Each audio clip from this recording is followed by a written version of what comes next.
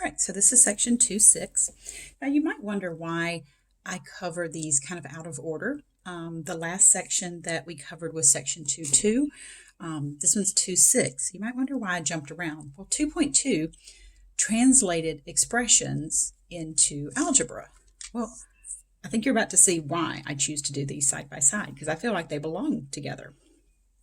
So section 2.6 is going to be setting up equations and then solving them. So let's set up and solve the resulting equation. Okay? From 3 less than twice a number is equal to the number. Find the number. Now this should look very similar to the stuff we just did in 2.2, right? The only difference is we now have something that says like is equal to. So we're going to end up with an equation. All right, so we know that less than means subtracted from. We know that twice or double means multiply by 2. So let's try to write the equation that results from this sentence. Okay, so 3 subtracted from. So we put 3 subtracted from 2 times a number. And then is equal to, that's not very cryptic, is it, as far as what that's going to be, the number. And we're going to use the same variable here because it is referring to the same number. I probably, just for clarification, I think they should have put is equal to the same number. So just for clarification that you're going to use the same variable. So there's our equation. Now, the new part of this is we have to solve this equation. All right, well, you guys know how to solve this, right? You guys know all those steps that we do. So with this one, I'm going to do my pink step first because I don't have any distributing and I don't have any like terms that are already on the same side. So I'm going to take this n, which is a positive 1, and I'm going to subtract 1n from both sides. That's the pink step. So I get 1n minus 3 equals 0. And you can see I changed to black here because I realized I wrote that in red and I really shouldn't have. So, my bad. All right, that's a subtraction. So I'm going to add 3 to both sides. And I get 1n. That 0's away. 0 plus 3 is 3. And remember, 1 right here doesn't have to be written, so I'm done. I don't have to do that last step of that division. So I get n equals 3. So 2.6 is going to be all about setting up equations and solving them. And in the beginning, it's going to be a lot like 2.2. We're going to have a lot of the same terminology, a lot of the same, kind of things that we're going to have to do to set this up to solve it. All right, so just ignore that stuff. I'll flip my page. That stuff was from the last section. This is just in case I need to do any scribbles. 15 decreased by twice a number is 27. Find the number. All right, pause the video, see if you can write the equation that results from this. So you know decrease by is subtraction. Twice we encountered in the last problem means multiplying by 2. And the word is, in the last one, it said is equal to. That was a lot more specific. But here is means equals.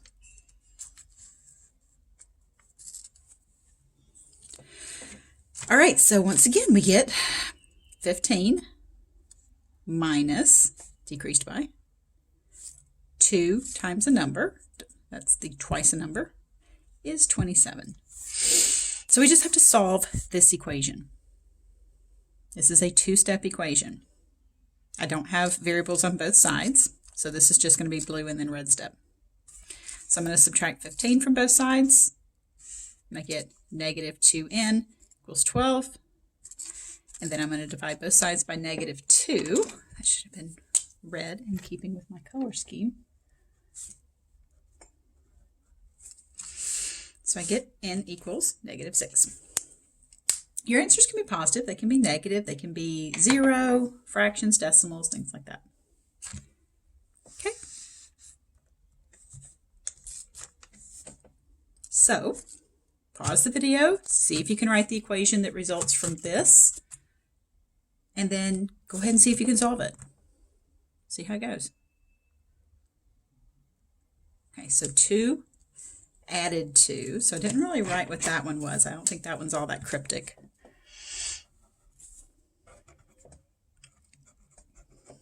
Right? Duh. Quotient means division. So you're going to be dividing some stuff.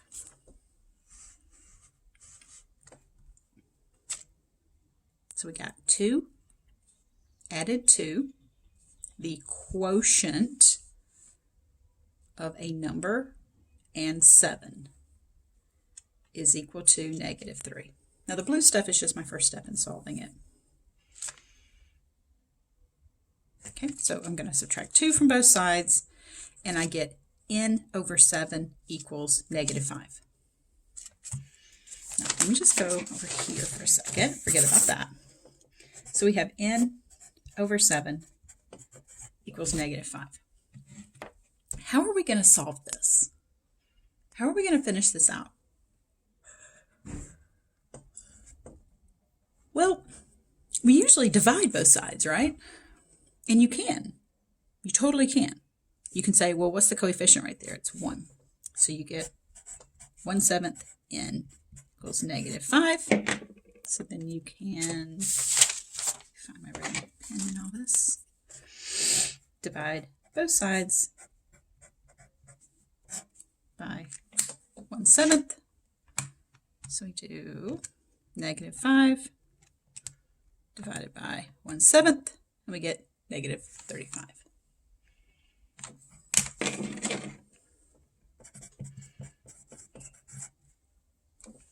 So we totally could do it that way. Now let me just propose a slightly different way for this. To solve, we're always undoing the operation. So right here, that's division by 7. So what's the opposite of dividing by 7? The opposite of dividing by 7, so I got n over 7 equals -5. The opposite of dividing, right there, dividing by 7, is multiplying by 7. So if I multiply both sides by 7, that cancels, just gives you 1, and I don't have to write 1 over here. And check it out, I get -35. So it doesn't matter which approach you choose to take, both will work out correctly. All right, let's go into example 4. All right, we're going to start deviating away from these that are kind of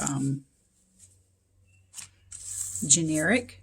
We're going to start getting into some of these that are a lot more specific. So instead of things like, 3 times a number, the quotient of this and a number, we're going to be a lot more specific in our, in what's happening. All right, so the perimeter of a rectangular shaped pool is 172 meters. If the width is 16 meters less than the length, how long are the width and the length of the pool? All right, so first of all, let's go ahead and address perimeter. A lot of students get perimeter and area mixed up. Perimeter is the rim or the edges. You add up all the sides. Remember, if you're talking about a room, perimeter is the baseboard. Area would be the carpet or the rug or the tiles or whatever's covering your flooring. So perimeter, you add up all the sides. So let's draw a picture. We have a rectangle, and we have length and we have width. Now it says that the width is 16 less than the length. Now remember, less than means subtracted from. So that means I'm taking 16 away from the length. Now I wrote that because I don't want to deal with another letter. I would much rather deal with one letter at a time. So my perimeter, which is the sum of all the sides, length plus width plus length plus width. I don't want 2 variables in there. You don't know how to solve an equation with 2 variables. Instead, I'm not going to use W. I'm going to use that L minus 16. Okay. So I'm going to use L minus 16. Now what that does is gives me an expression over here that is all in terms of one variable. Now, I can combine all these like terms. Look, I've got a 1L, another one, another one, another one. So you can add those 4 up, and you get 4L. I've got a minus 16 and a minus 16, which combine to be negative 32, and then I have that equals 172. I know it equals 172 because that's the perimeter. This is just an equation. You guys know how to solve this by now. First step, that's subtraction, so we would add 32 to both sides. Then we do 4L equals 204, and then we divide both sides by 4. Try to color code this and keep it with the same color scheme I had going before with equations. Dividing by 4, we get L is 51. Now you're not done yet because it asks us to find the length and the width. So that's the length. So what's the width? Well, remember up here, the width was just L minus 16. So the width is L minus 16. So 51 minus 16 is 35 meters. So the M is just the units.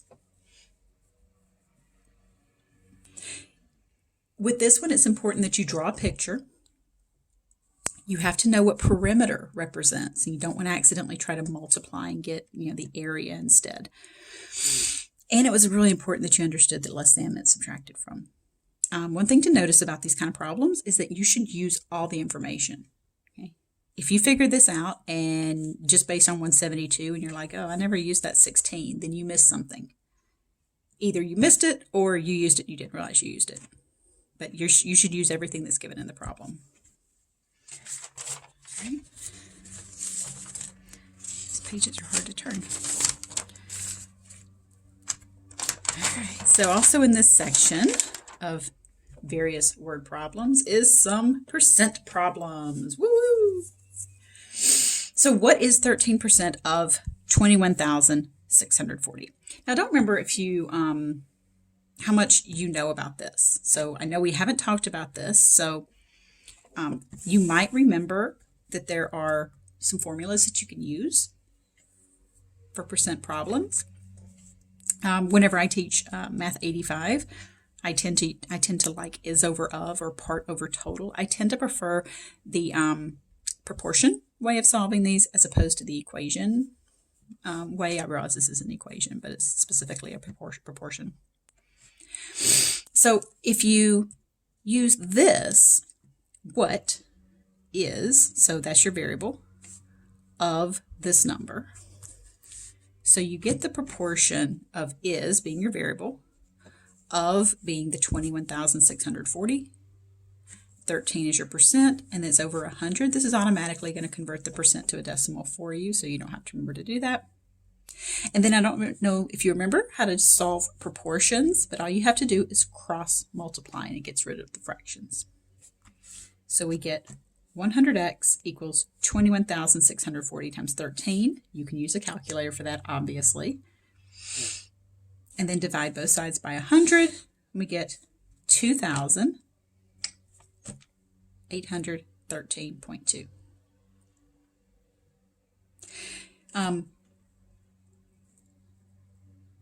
Yeah, I was thinking if there's anything else I wanted to say about that. Let me see. There was.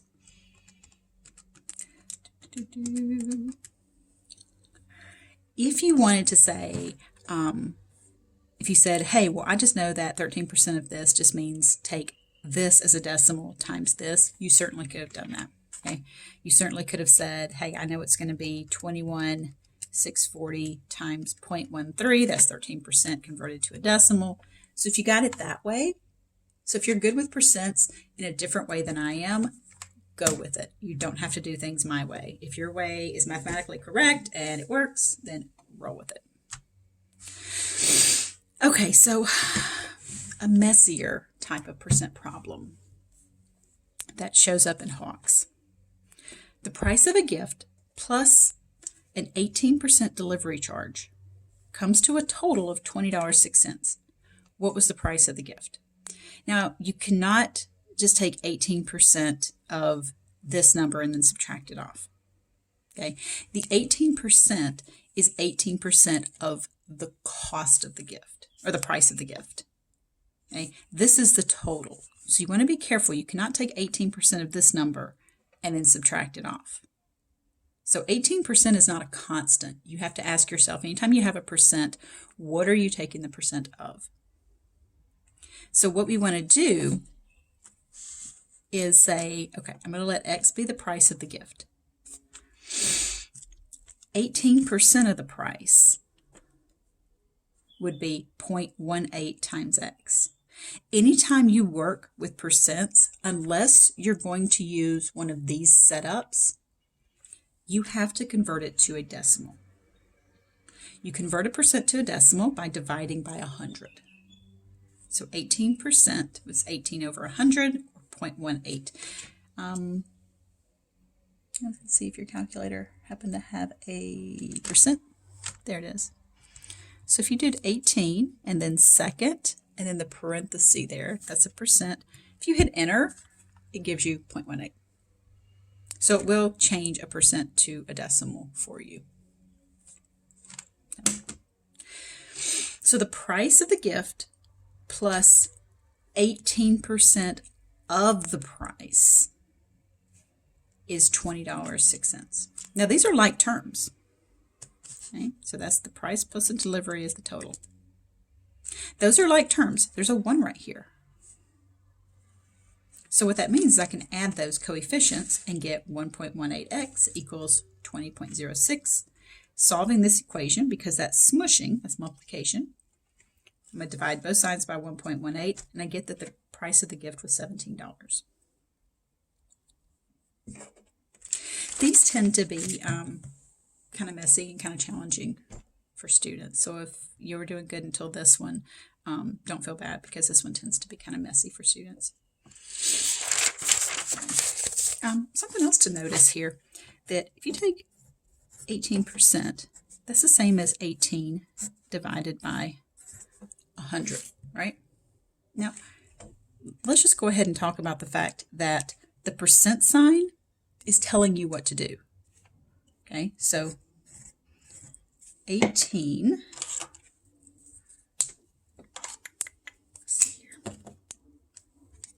percent. So we have the percent symbol,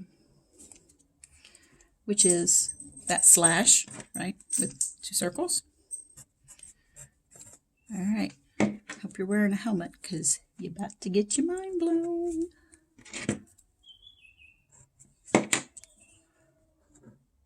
If you look closely, the symbol percent is telling you what it means. Percent means per cent. Okay, so look. Per means divided by. Cent means 100, like centimeters, century, things like that. Cent as in like 100 pennies in a dollar. So the word cent means 100, per meaning divided by. So look, the word itself divided by 100. Look at the symbol, divided by 100. What? Look at that. Oh, yeah, buddy. Just made you guys fun at parties, didn't I? You guys want to hear the history of the percent symbol? No, we do not. So next up is a type of problem that's going to utilize something called consecutive integers. Consecutive just means in order. Okay? So if I talk about consecutive integers, they always increase by 1. So I just gave you some examples. 3, 4, 5, 6. 1, 2, 3. 37, 38, 39, 40. -5, -4, -3. -1, 0, 1, 2, 3. These are all consecutive integers. Remember, integers are just all those whole numbers along with their negatives. We can talk about consecutive integers, meaning they increase by 1 each time. We can have consecutive even integers, like 2. The next one would be 4. The next one would be 6, 8, 10. Or we could have 28, 30, 32, 34. Those always increase by 2. we can talk about consecutive odd integers. Like say 5, the next one would be 7, the next one would be 9, the next one would be 11. Those increase by 2 also. A lot of students remember that the evens increase by 2, but they think the odds are going to increase by 3 or something like that, I guess, because they think it has to be an odd number. But no, they increase by 2 as well. Now, here's how we're going to be writing this as far as an equation goes. Consecutive integers are going to be written as the first number. The next one is going to take the first and add 1. The next one after that is going to add another 1. So if I add 1 to this, that's going to be x plus 2. Then I'm going to add 1 again, and then add 1 again. Okay, so remember those increase by 1.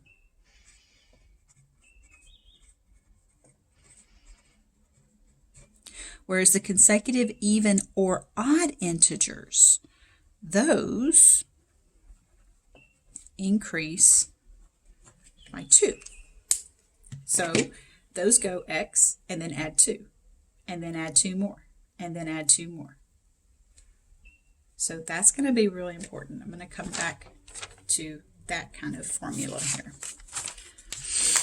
Let's flip the page. Oops, sorry about that. Hit the camera. A little earthquake there for a second. The sum of 2 consecutive odd integers is 60. What are the integers? Now, I'm not just asking you the sum of 2 random numbers is 60. So you can't just be like, oop, 30 and 30, done. No. I'm saying that there's 2 numbers. They are odd. Both of them are odd, and they're in order. So like 47 and then 49, or 13 and 15. So I'm talking about 2 numbers in order, both odd, that add up to be 60. With something like this, you can totally do some guess and check to figure it out, right? Just start picking some odd numbers, add the next odd number, and see if you can figure out which one's going to add up to 60. Guess and check is perfectly fine, okay? I'm going to set it up, in a nice little algebraic way here. So we have the first one. Because they're odd, I'm adding 2. So you can see how I just tried to accent that in the same color. There's 2 of those numbers, so that's why I used x, and then I used x plus 2. So 2 numbers that add up to be 60. All right, so this is just an equation. Once you get this is the hard part. Now you're home free. Those are like terms. So that's a 1x plus 1x, which is 2x plus 2 equals 60. Subtract 2 from both sides, you get 2x equals 58. Divide by 2x is 29. That's not your final answer. What are the integers? So what 2 numbers are going to add up to be 60 that are odd and in order? Well, if 29 is one of them, the next number is the next odd number up, so you have to add 2. And look, see how that's plus 2 because of the odd? All right, so that means that 29 plus 31 must be 60. Now, if you got that from guessing and checking, that's okay too. Good job. Okay, moving on to example 8. Very similar to the last one, only now we've got 4 consecutive integers. They are not even or odd, they're just 4 integers in order. Okay? If it says even or odd, then you're going to do the plus 2, plus 4, plus 6, so on. Here, because it's just 4 consecutive integers, whose sum is 90. So sum adding equals 90. The fact that it's 4 consecutive integers is why I started with x and did x plus 1, x plus 2, x plus 3. Don't go to x plus 4. This is 4 numbers. 1 number, 2, 3, 4 numbers. All right, this is the hard part. Getting this set up is the hard part. Beyond this, it's just equation solving. And I know you guys know how to solve these kind of equations. So we're going to combine all these like terms. So all these x's have a 1 in front of them. So 1, 2, 3, 4x. These constants are like terms. So 3, 4, 5, 6. So we have 4x plus 6 equals 90. That's just a two-step equation. So I'm going to subtract 6. 4x equals 84. X is 21. These are integers. That means you're not going to have something like 21.5. Okay, so you're not going to have any kind of fractions or decimals. They should always simplify to just be these nice either whole numbers or their negatives. That's what the integers are. All right, 4 consecutive integers. This is just your first one. So your first one's 21. I need 4 of them total that are in order. That's what consecutive means. So my 4 answers are 21. The next one, you add 1. Then you add another one. Then you add another one. So if I add up all 4 of those numbers, I should get 90. All right, one more. I know this video is running kind of long. There's a lot of stuff in this section. All right, find 3 consecutive integers whose sum is negative 129. I wanted to squeeze in one more that had a negative sum to it just to show you what was going to happen. So pause the video, see if you can set this one up, and maybe even go ahead and solve it. So 3 consecutive integers. Because it says just consecutive integers, I'm going to increase by 1. If it says even or odd, I would go +2, +4, and so on. How do you know how many of these to use? Well, right here, it says 3. So 1, 2, 3. Okay, so like terms, I've got 3 x's, all with coefficients of 1, and I got 2 constants. That simplifies to be 3x plus 3 equals negative 129. This is just a nice little two-step equation. So I subtract 3, divide by 3, get negative 44. Be very careful. The next consecutive integer after negative 44 is not negative 45. These increase by 1. So if you take negative 44 and you add 1, you get negative 43. So your 3 answers are negative 44, negative 43, negative 42. They increase by 1 each time.